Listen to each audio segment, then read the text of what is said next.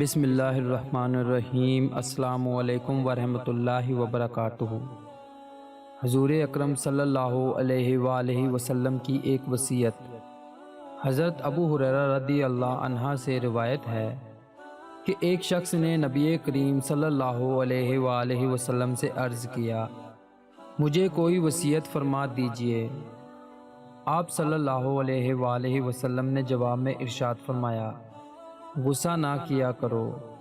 اس شخص نے اپنی وہی درخواست کئی بار دہرائی۔ نبی کریم صلی اللہ علیہ وآلہ وسلم نے جواب میں ہر مرتبہ یہی ارشاد فرمایا، غصہ نہ کیا کرو۔ صحیح بخاری حدیث نمبر 6116۔ آپ دوستوں سے گزارش ہے کہ اس حدیث کو زیادہ سے زیادہ شیئر کریں تاکہ یہ پیغام دوسرے لوگوں تک بھی پہنچ جائے۔ اللہ پاک ہم سب کو اپنے حفظ و ایمان میں رکھے۔ اللہ حافظ۔